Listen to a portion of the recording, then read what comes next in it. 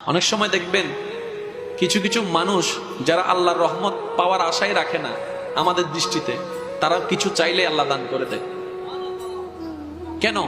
তাদের চাওয়াটা আল্লাহর পছন্দ হচ্ছে না, তাদের ভিক্ষা করাটা আল্লাহর পছন্দ হচ্ছে না, তাদের আওয়াজ আল্লাহর পছন্দ হচ্ছে না।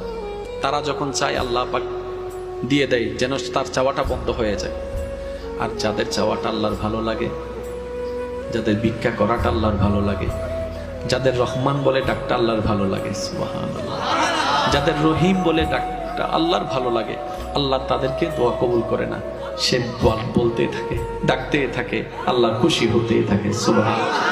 সেজন্য বুঝতে হবে, যদি আমার দোয়া, আপনার দোয়া, আমাদের দোয়া যদি কবুল না হয়, হয়তো যা চাচ্ছি তা আমাদের জন্য ভালো হবে না, হয়তো এখন হবে না, আর না হয় পরে হবে না, আর না হয় আমার ডাকটা হয়তো রবের কাছে পছন্দ হচ্ছে, সেজন্য বারবার রব আমার ফরিয়াদটুকুই শুনতে চাচ্ছেন, সুবহানাল্লাহ।